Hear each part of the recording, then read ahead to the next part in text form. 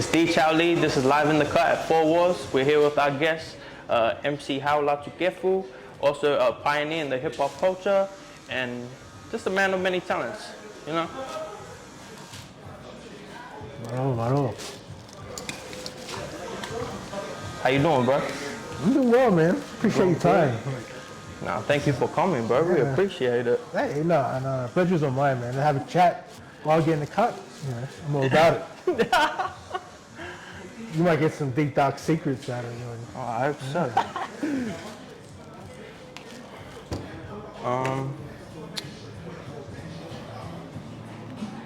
Should low fade, yeah? Yeah, thanks. Yeah. Okay. So I just want to talk to you. How did you get your start on the radio? Because I know you've been on the radio for 14 years. Like. Yeah, it's interesting, yeah, because as a kid, started high school, I just wanted to be a rapper. Yep. Rapper. Wrote every day. And then after high school, continued with music, and it just so happened that I was friends with the host that was on before me, Maya Jupiter. Yep. And when I moved to Sydney, she found out I was in Sydney. She said, "Oh, when I go away, can you fill in?" I was like, "Oh yeah, that should be cool. Fun, play music that I love." So occasionally I would fill in, and then she decided to move to LA with her partner. Oh wow. Which was in 2007. Yep. And she reached out, and the people at Triple J reached out and said, "Hey, do you want to take some full time?" I still had to apply for it. There was a couple of other applicants, but in my mind I was like, hell yeah, always likened being a radio presenter to like a footy commentator. Yeah. When you retire from footy, then you join the commentary team. It's the next best thing to playing footy is watching it and talking about it. Yeah. So I decided, I really want to do it. There was a lot of kind of conflict in that decision. Like, I was still an artist, so I didn't, I still wanted to focus on that. Yep. But the opportunity to be on the radio and to play music and champion a lot of artists is too big to, to not take up. And I'll add too that I was very fortunate to be able to step into such a big station as well, because I know a lot of people go to school to be on radio. Yeah, definitely. Yeah. That's what I was thinking, because wouldn't there be a massive list for that kind of stuff? Like, people just wanting to be a radio host? Yeah, definitely. And I kind of felt, at times, I did feel like, oh man, I feel like I'm jumping the queue. Then I thought, like, I've actually been doing my training since high school. I was immersed in the culture, knew hip-hop back to front, knew the beginnings, knew what was happening at the time. No stranger to the microphone. The only difference was sitting down and talking about it. So I kind of realized that I had earned my spot. Yeah. And I think that is to kind of get deep about it, I think that's what we need to realize as people from the Pacific Islands. Definitely. We work ourselves into these positions, into these spaces that we normally would feel uncomfortable in. Yeah. And we kind just of need taboo. and kind of have that imposter syndrome where we don't believe we should be in these spaces, but in actual fact, we do. You deserve. Yeah. Like I said, I may not have gone to school for radio, but I've been putting my work in other areas.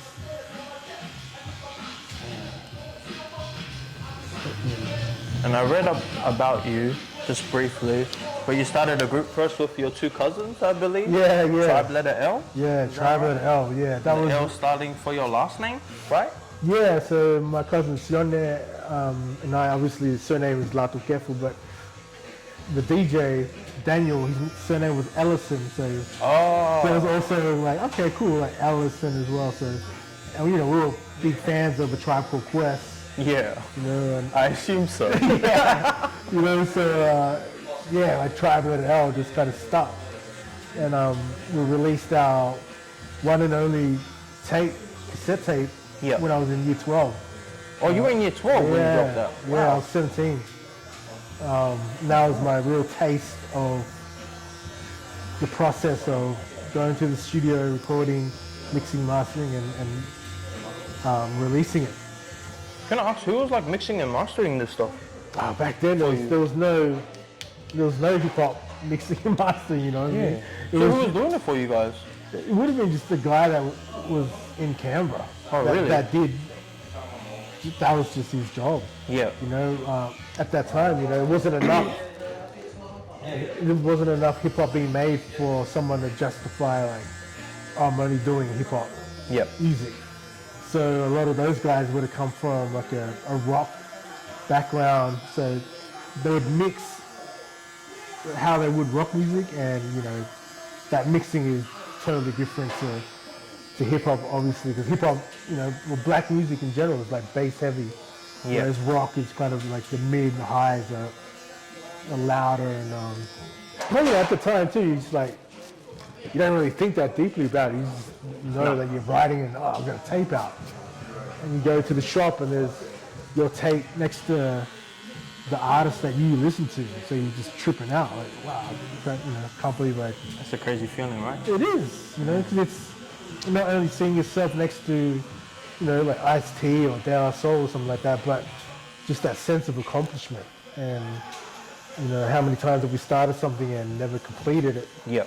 And that was like the first kind of major thing I had completed, and it was a very proud moment. And was this like, that first mixtape that you guys done, was your cousin still involved as well, or was this just you and Daniel? No, that tape was Triple J tape was it was us three. But then he went to Tonga. Oh, he went back? Yeah, he lived over there, and then Daniel and I just stuck together. And that's when you guys formed Coolism? Coolism, yeah. And initially that was a song off one of your guys' mixtapes as well, was it? Or yeah, well, it was like a tape of demos, you know, stuff that we were working on, and one of the songs was called Coolism, Good research, good research. I try, bro, I try. I appreciate that kind of research, you know? No. Thank you. But yeah, I mean, we had like different names. We had you know what Kahlua is? That drink? Yeah. That's kind of brown, kind of creamy stuff. Yeah. And sometimes you mix it with milk. Yeah. We called ourselves Kahlua. So we were, you know, like kind of the brown and the white mix, and it's just sweet alcohol drink. And it was like, that's not cool. No. Yeah. Not gonna work. Yeah. Might have been good for like sponsorships and that, but. Yeah. But do you reckon you would get done for copyright? Oh yeah, probably. Oh, yeah. I mean, back then maybe not, because you know, we weren't big or anything. Oh yeah. I think it's when you kind of get. I think probably nowadays you would, because of social media and all that kind of stuff. Yeah. But back then you could have done it for sure. But you guys, I think you guys released a total of, was it 5 albums or 5 EPs? I think. Correct me if I'm wrong though. Man, I would if I could remember. No, but roughly around there. Like we did like 3 albums, and probably like 3 or 4 EPs. Wow. You know, I'm just very fortunate that I've been able to build off of that, you know, into a career in music, and 100%. And most importantly, a career in being able to champion a lot of artists that may not get that kind of light, you know? Yeah. Because it's important, you know, because, I mean, I say it often, you know, I never had that growing up. Especially, like, being from Canberra, like, such a small place. Especially, you know, in the 90s, where the internet wasn't used like it was. I mean, I think at that time was MySpace was the thing. Really? Yeah. And you know, Canberra felt really isolated. And obviously the biggest, closest city was Sydney. Yeah. And we'd venture up to Sydney for shows and, you know, for record shopping and clothes shopping and everything else. Yeah, I've seen your other podcast with Mark Boris. Oh, yeah. Where you spoke about catching the train. Oh no, the bus. Yeah, the bus, the Greyhound. You can catch Greyhound or Murray's. But Murray's was the one. It's like a 4-hour bus trip. But that's what I think I said on there too. That's what made you appreciate a lot of things. Yeah, definitely. I think. And how old were you like when you were doing that? Probably would be like late teens, early 20s. Wow. But then I became friends with people, and they had friends up here, so we drive up sometimes, and like get into shit and then go back down. And I think Sydney always fascinated me with fashion and girls and crime and graffiti and we had a bit of that in Canberra, but not to the extent of Sydney right? was like Wild West, like all the beef and graffiti, like it's like a mug sport, like I love it, but the people talk about the beef and the music now. Oh, bro, like beef and graffiti is like something else. I never really hear about beef and graffiti. Yeah. Like the only one I ever heard of was I think I watched that Banksy documentary. Oh yeah, and he had beef with was it Robbo or something? King Robbo. Yeah, rest in peace. But that was it. But man, like Sydney was bad, especially back then. Like because there was a lot of the searching culture. Yeah. And a lot of the writers were searchers, and then drugs came into it. So a lot of people became addicted, and so there was a lot of that low-level crime, like breaking and enters and popping tills, and then people would be just going over each other's pieces, and you'd catch them at a club and it'd be on, and like screwdrivers, and like it's pretty wild. Yeah, that sounds pretty hectic, eh? Yeah. But yeah, I mean Sydney's always been part, because I come up here for family, to see family as well. Yeah. Like the first places I would come up here to stay at was like in Auburn. Oh really? Yeah. Oh bro, you're really in the ghetto, bro. Yeah, so and then we'd go to like markets, and that was the first time I had like a doner kebabs and stuff like that. There was no doner kebabs in Canberra back then. Nah, no way. I mean, not like available to buy. Yeah. And that I used to love it. Can I just get an insight of what it was like growing up for you in Canberra? Because like surely like islanders in Canberra back then was more of a minority, right? Yeah, definitely. And, and it still is now. I mean, obviously there's a bigger community now, but back then, especially it was quite small, and you knew each other as well because of that fact. Like it wasn't a surprise if there were other islanders coming to Tolling gatherings, because we just connected as a community. Yeah. And for me growing up, well, especially in Queanbeyan and Canberra, like, as you know, like it got so cold there. Yeah. So if you weren't playing sports, because I play rugby and family play rugby. Yeah. You were focusing on, if you were creative, you were focusing on your art.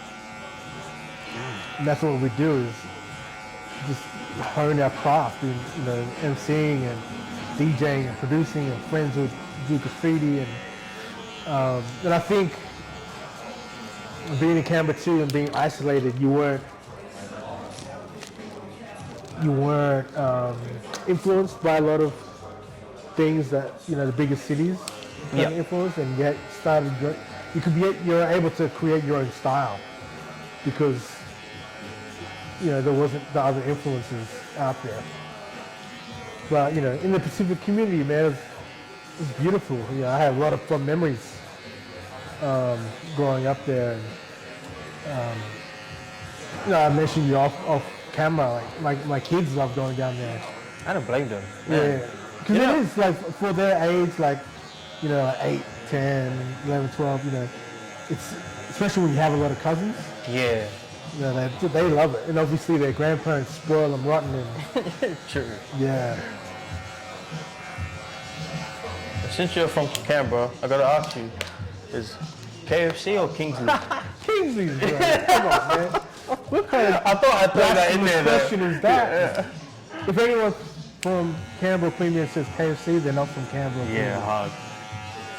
That actually slaps. Like, that's really good down there. It is. I mean, I think I'm just biased anyway, but 'cause I think, is this really good, or is it just because I grew up on it? Do you think that's what it is? Because it's like I think it's nostalgic part, to you? yeah, I think it's part that. But a lot of people from Sydney, and I say, oh, let's go. They say, oh, I'm going to go to Kingsley because they always hear me talk about it. They love it too. So, Yeah.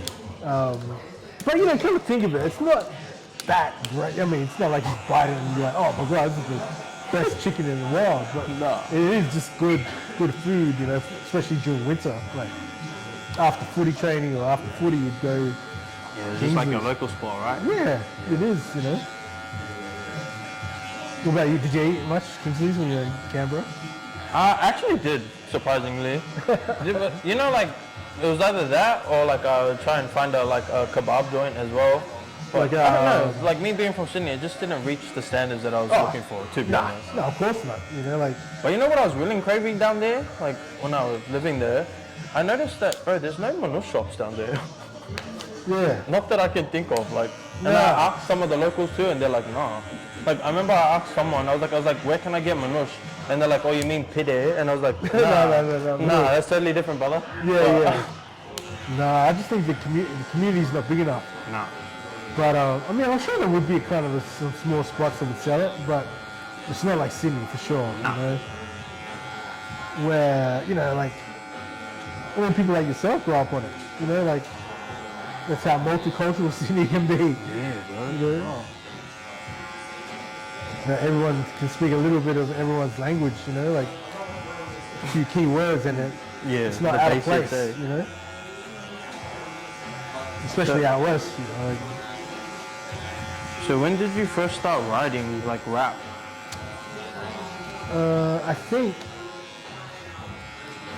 I'd say year 7, eh?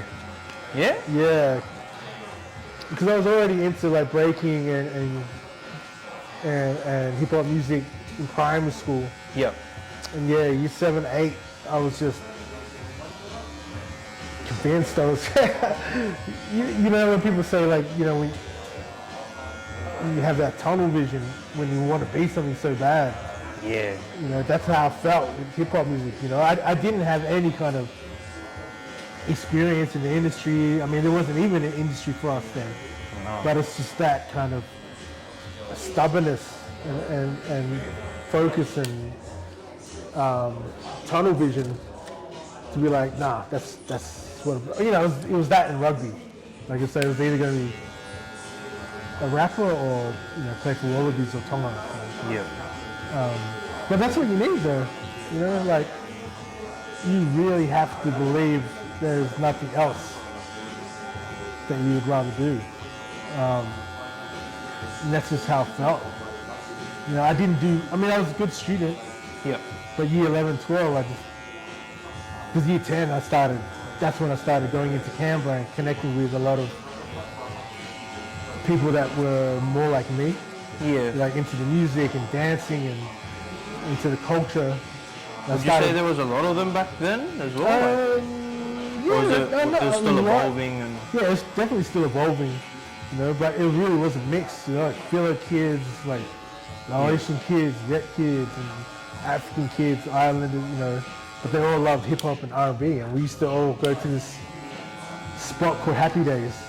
What was that? It was in Civic, you know, in the city. Oh, really? Yeah, it was an arcade, and it was in a bus interchange, and that's where everyone would hang, playing pool or table soccer or playing, you know, Street Fighter, and they'd have a jukebox there with all the hip hop and R&B, and Oh, wow. yeah, I just really felt like, man, I found. You know, Like your people say you spot. found your tribe, you know, like it's what it felt like. And then they'd have these underage discos. It was called the Firehouse, you know, and it'd start at like 5 or something and end at 9 or 10. Yeah. You know, it was all under 18 kids, and you know, you just go there and it's just hip hop and R&B and just dance, and yeah, it was a lot of fun, man. But yeah, you know, that's what I'm saying. Like, So that was all like year 10. So year 11 and 12 was kind of like, forget about it, you know. I just did enough to pass. I wouldn't say I excelled. Yeah. But then after year 12, I did want to go to, you know, had an interest in graphic design.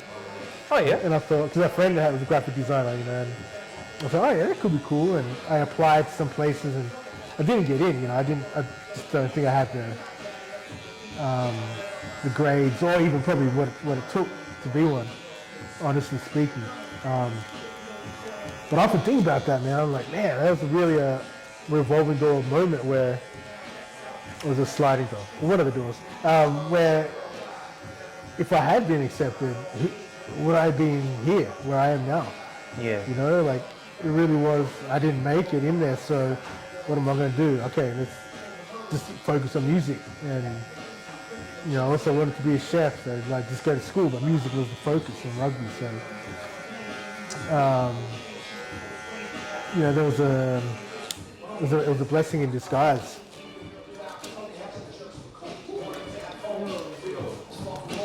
I mean, what about yourself? You always want to be like a barber? Pardon? Did you always want to cut hair? Nah, to be honest, I feel like I kind of fell into it. Oh yeah? Like growing up, like we never really went to a barber shop. Like it was either like my Uncle Peter cut my hair or like my dad's brother, my Uncle Harry cut my hair. And then you get older and one of the boys cut your hair, yeah. And then, yeah, I just remember them like just giving me the clippers and just like, yeah, like your turn now. How old were you at that time, you reckon? Man, I was probably like 15, 14. Oh really? So yeah, you around cut hair that. since then? Yeah, but I never took it seriously, honestly. Yeah. And then like around 16, like I started like hanging out with the boys and like, you know, going to drink ups at someone's house. And then like, I don't know, like these guys will get drunk and they'll be like, yeah, let's cut each other's hair. And I'll just watch them and they'll just like butcher their shit. And I'm just like, bro, I remember one time like, yeah, I was watching them, they butchered their shit and I was just like, bro, I was like, give me the clippers. Give it here. And the boys are like, oh, you didn't know how to cut? And I was just like, all right, whatever. And then I just started fixing all their haircuts and then they're like, bro, you can cut. And I was like, yeah, I know. And they're like, why didn't you tell us? And I was like, oh, no. But then from then on, it was just like how I made my lunch money. So, something the boys $5, but $5 back in the day, you know, could buy the whole can thing. Yeah, so. The entrepreneurial skill, you know, recognizing that, you know, I think, man, that's good, man, that's important. And then, yeah, man. But yeah. And then like, it wasn't until like one of the boys like, you know, ran the numbers for me on like, on haircuts and like just everything in general with a barber. Yeah. I was like, oh bro, you can actually make a living off this, you know, like this is sweet. So I tried everything, like bro, I did fencing, I did like containers, pick packing, voice picking, like all that stuff. Yeah. I was like, this is my favorite, like just having a normal conversation, you and I, you know, listen to good music and just have a chat, bro, like. That's the important thing there is that human connection there, you know, human interaction. It really is. Because we've obviously lost it with a lot of social media and internet and that, but you know, I think you have to make time for that, you know, which is unfortunate. You know, your friends want to catch up, oh, let's catch up next Tuesday. You know, it's like a week later, but it's you know, everyone's busy, you know, and it's important to kind of reconnect and then when you do, like you're like, man, why don't we do this more often? You know, it's like you get caught up in life, and you know, I think that's the gift and the curse of people like yourself and I. When you're so passionate about something, you just want to do it all the time, but you really do gotta. I've realized you really do have to check yourself to remember like what the important things and connecting with people, stay connected with people. And I feel like it's very rare nowadays.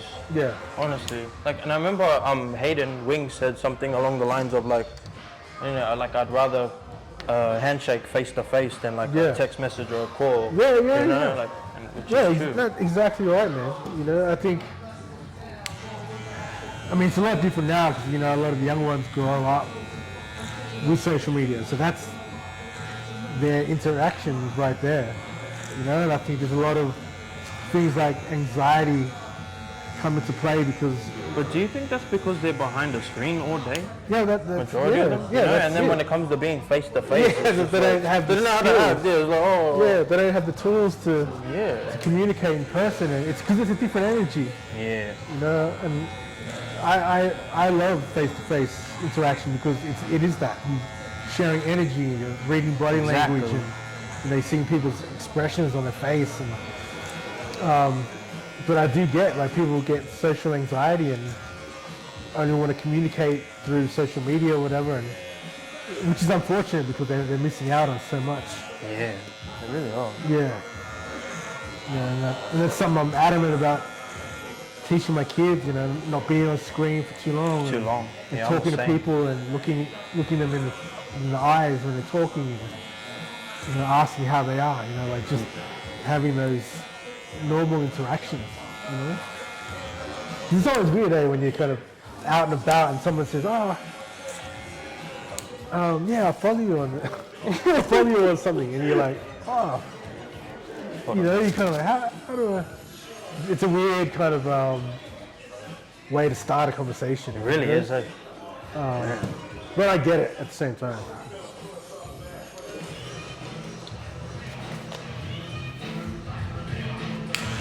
I just wanted to touch base.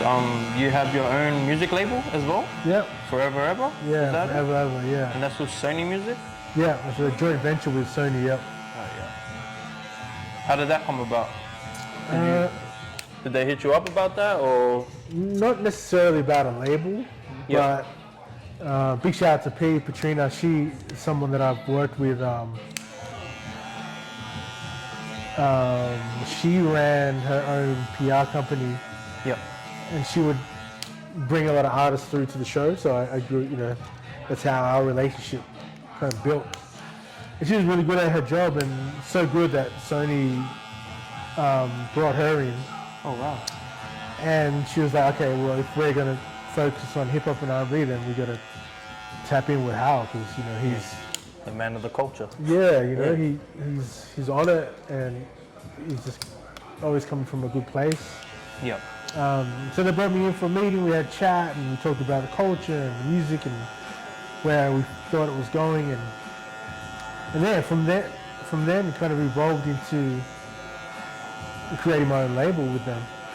And you know, with the label, I wanted to like kind of pretty much do what I do with the show, is empower those voices that I felt trying to be different, you know, like trying to go against the grain and just, you know, undeniably being themselves, because that's what we needed, you know, like, is more artists like that, you know, not artists that are trying to jump on a trend or just being themselves, being their own individual. Yeah, you know, and I think individuality is something we should be rewarding. Yeah, 100%. Not something that sounds like something else, you know, like. And then I feel like if everyone's doing the same shit as well, it becomes oversaturated and everyone sounds the same, right? I mean, we saw it. I'm gonna say that. Like, sad to say. I'll say it for you. Yeah. It's like, oh, I've seen this before. It's like, bro, come on. Yeah, exactly. You know, and I think I do get it. You know, like you're inspired by 1-4, and you love the sound, and you want to be like, not necessarily be like them, but you want to make that kind of music.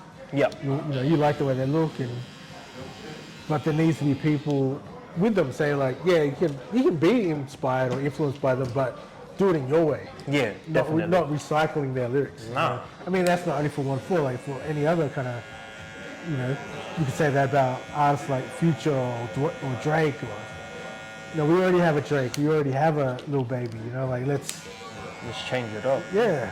You know? Find your own sound, really. Yeah. And I get it. It's hard.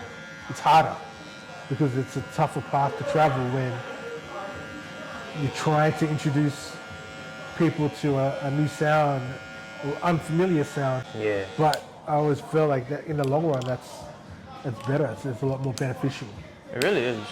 So I feel like, you know, in the beginning they call you crazy. Yeah. But then when you finally crack it, they're like, yeah, bro, I know you could do it. Yeah, no, 100%. I'm like, I'm sorry. Who the hell had it in you?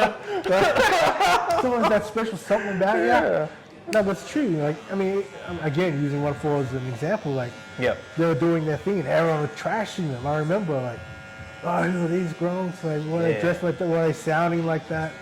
And then, you know, a year or two later, oh, yeah, 1-4. Yeah, 1-4, this and that. But do you think it's because like we were so used to like listening to American hip hop that when they came out with an Aussie accent, It was just like Yeah, I think it's partly how that. to adapt to it. Yeah, no, I think it's partly that, because that's the same as when we were using our own accents. Like people were like, well, what are you trying to sound like a Oka or like a Groat? And it's like, no, that's the way I talk. Like, I rap the way I talk. Yeah. But then people just have to get used to that. You know, so I think for, you know, kind of talking about the Pacific community, you know, I think it was the same Yeah. for 1-4. And then we could also say, like, I think it goes deeper than that, you know, like we're sheep sometimes as well, you know, Really like are.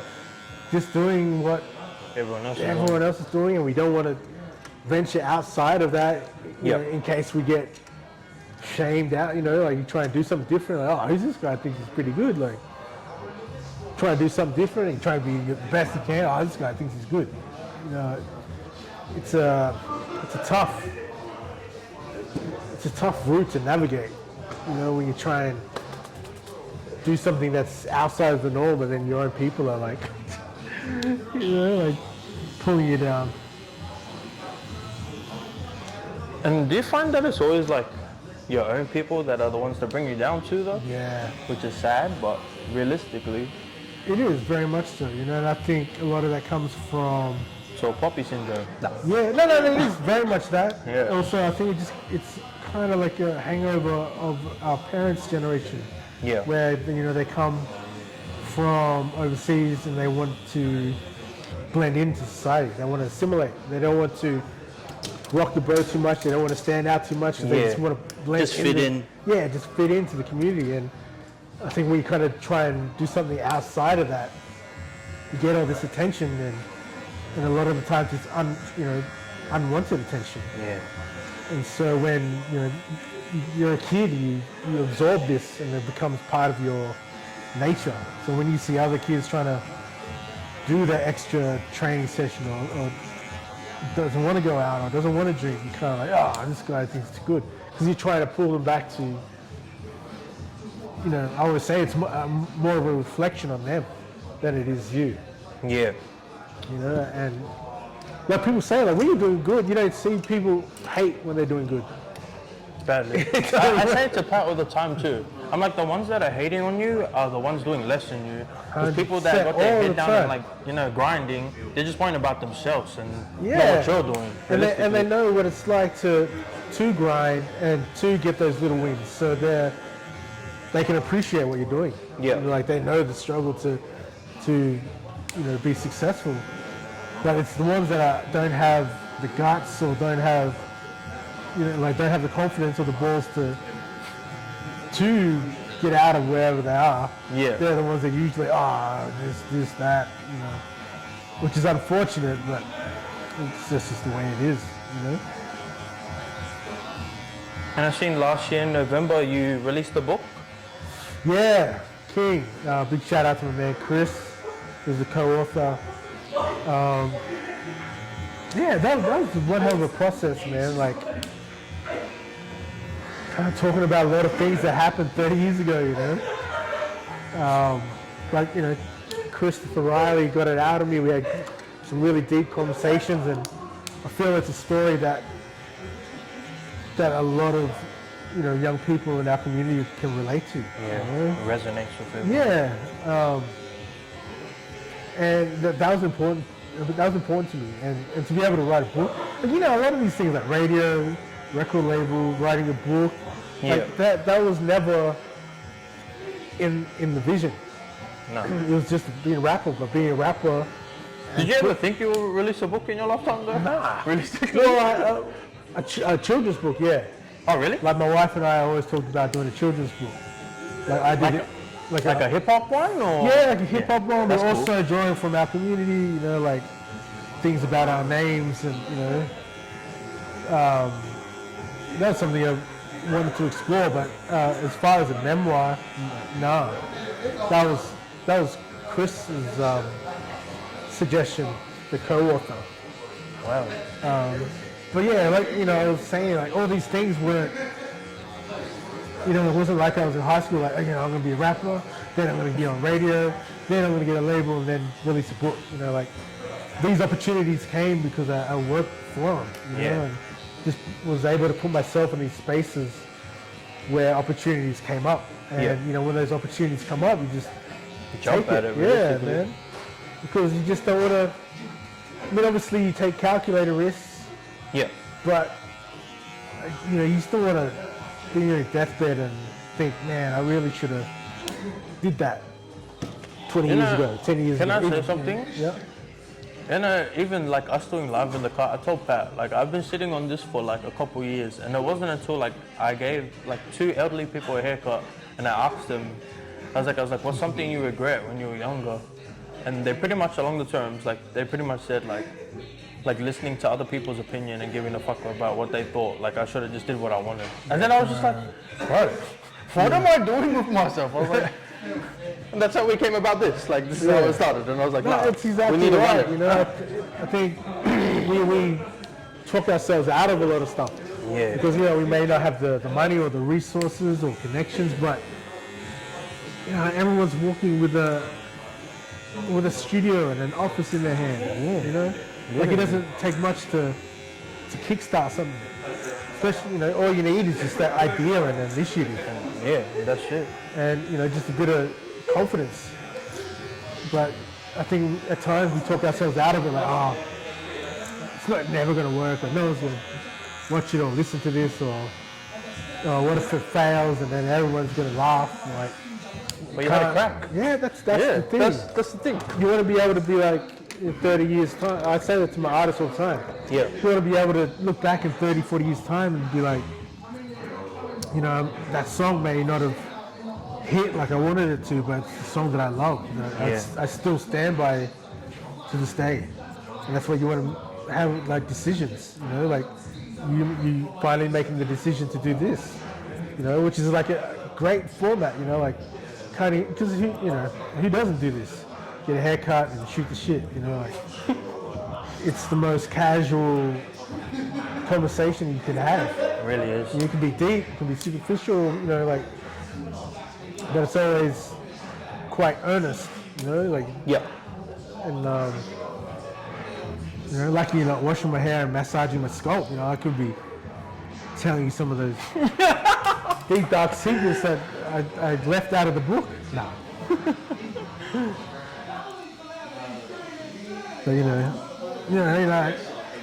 and I do hope you are proud of that, you know, like, man, okay. Realistically, we are. Like, it's only a stepping stone in like what we want to do. Yeah, exactly. That's what I tell the artists too. Is like, you know, you're an artist now, and that's where your heart should be. Like, be the best artist, but also you can be. In the back of your mind, know that this is like just the beginning. You know, like I said before with myself, like I just wanted to be a rapper, but then all these opportunities start coming, and I took them. And jump at it. Yeah. You know, you just need to put yourself in those positions. That's the thing. You can't just not do anything and thinking the opportunities are going to come. You gotta work yourself into these places. It's true. You know? And it's sad that like when someone doesn't take the shot at it, you know, because I think self-doubt is the biggest killer, realistically. Yeah, it is. You know, self-sabotage as well. You know, it's very big. You know, how many footy players do you know that you know that was better than like Greg Inglis, or better than, you know, like Cam Smith or whatever, but they just didn't have that belief in themselves, or, you know, they'd rather kind of, I mean, that's a different side of things, you know, when they want to piss it up against the wall, but I think that's also part of that self-sabotage, you know, you don't want to put yourself out there. Yep. And I've seen that you just teamed up with ABC Radio. Yeah, so that's, like after finishing up with Triple J for the hip hop show, I was approached by ABC Radio Australia to do a show with them. And in the Fale? Yeah, in the Fale is what I call it, you know, and it's a mix of, I love that. It's a mix of music that I was, you know, that we'd play at the gatherings at home. You know, my dad loved country music. Actually? Yeah, he was a big country fan, and wow. Like obviously we had Tongan song, like hymns and traditional songs at home, and then we have hip hop and reggae, and my Is this cousin after liked jazz. The long cover sessions, listening to country music? Or? No. It always baffled me why he liked it. Yeah. But then I was like, oh wow, actually country music sounds like the Tonga music that he would play. Yeah. With the sliding guitars and the banjos. And so I got it. And I think, he loves the lyrics too, like those Lover Boy lyrics.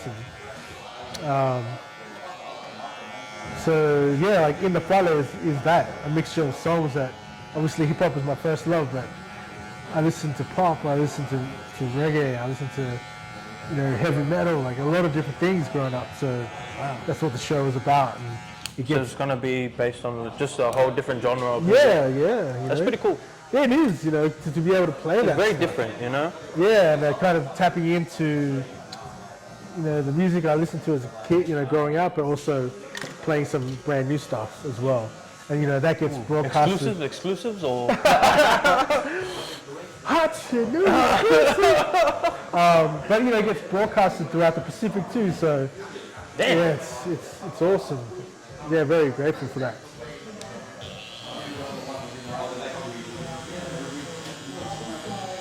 All right, before we finish up, we're just going to play a game. It was just like 4 questions because we're here at Fourwalls.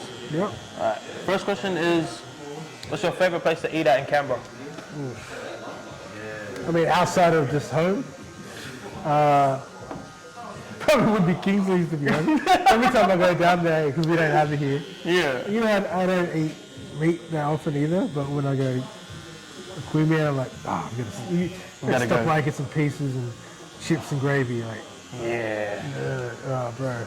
The kids love it too. I'm thankful that it's not up here, because You'll be broke right now. it'd be a wrap. Like diabetes or like, kids be weighing 200 kilos. But yeah, Kingsley's. Second question is, top 4 MCs of all time. Yeah. Super tough one. I can, of all time, it's obviously different to like now. Because like if you said now, I'd say like people like Kendrick and artists like that. But all time, like Nas is my GOAT. Yep. Followed by Jay-Z, Black Thought from The Roots, and I would probably say like Mos Def, Oh, yeah. Yasin Bey, so yeah. But also your Big Daddy Kanes and Rakims and all that will always be like top tier, but those 4 artists in particular, I listen to that stuff inside out. All right. If you were stuck on an island and you could only take 4 things, what would they be? Sure. Is that like family or?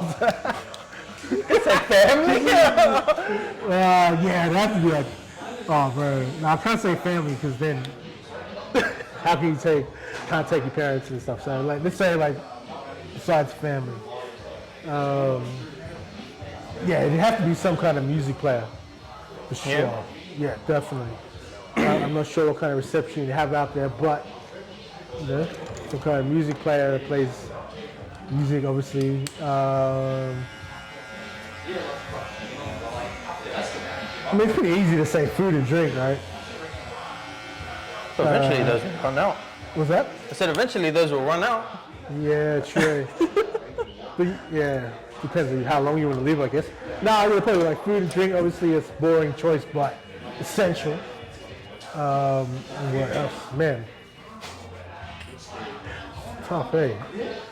Music, food, shelter. I mean, maybe like a notepad, Oh, yeah. like a journal. And write some more freestyles. Just write down the last days of your life. Yeah. Dear journal, this could be my last day. It was definitely my last chicken piece.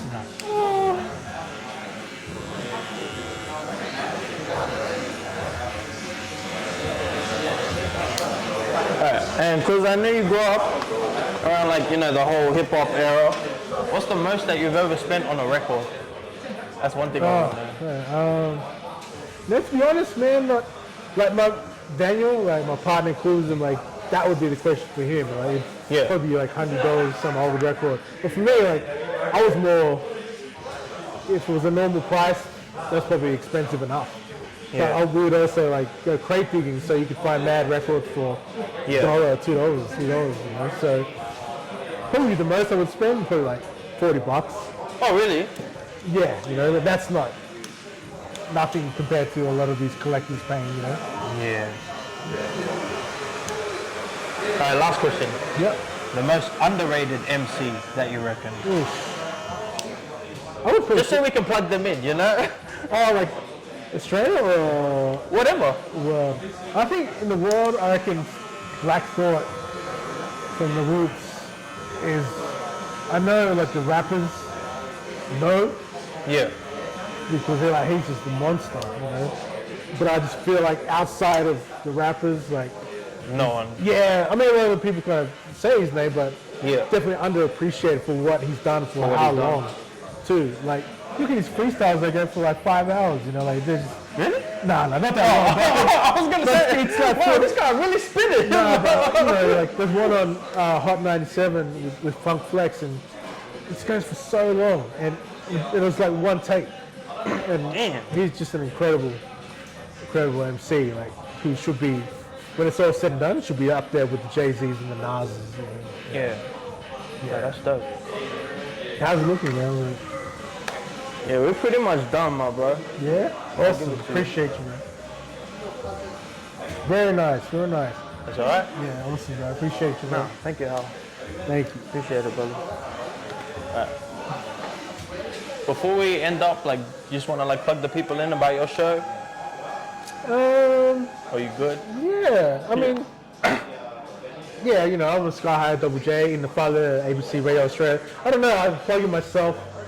It always seems a bit funny because I'm a man of the people's man, you know, like just, for me, like seriously, if you love an artist, Yeah, you'll go follow out, them go regardless. out there and support them, whether it's buying their merch or buying physicals of their music, like stream their music, share their music, because, you know, like without music, who are we? So it's important that you go out there and support them by any means necessary. Yo. This is Live in the Car. We are out. Thank you. I'll take this off you, bro. Thank you, I appreciate it. Hold on.